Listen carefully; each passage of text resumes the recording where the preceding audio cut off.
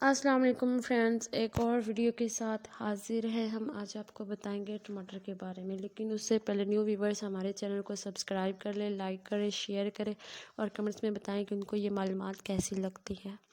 وقت کو ضائع نہ کرتے ہوئے ہم ویڈیو کو آگے بڑھاتے ہیں۔ ٹماٹر، اس کا پودا، بینگن اور بیج بھی تقریباً اس شکل کا ہوتا ہے، اس لیے اس کو ولایتی بینگن بھی کہتے ہیں۔ مشہور سبزی ہے جس کو پکا کر اور نیز بغیر پکائے بکثرت کھایا جاتا ہے۔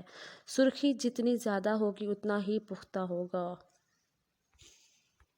ٹماٹر بھوک لگاتا ہے، کھانے کو ہضم کرتا ہے، قبض کشا ہے۔ مرض قصحہ میں جس میں کم عمر بچوں کے ہاتھ پاؤں ٹیڑھے ہو جاتے ہیں، ٹماٹر کا رس بہت فائدہ دیتا ہے۔ خون کی کمی، یرقان، ورم، گردہ یا تیزابیت اور موٹاپا میں صبح نہار منہ ایک بڑا سرخ ٹماٹر استعمال کر دینا ہزاروں دواؤں سے بہتر ہے۔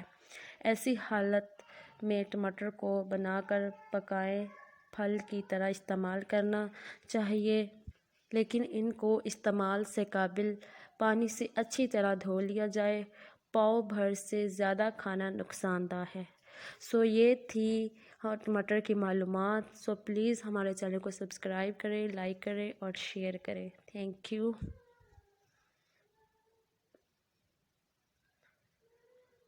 السلام علیکم فرینڈ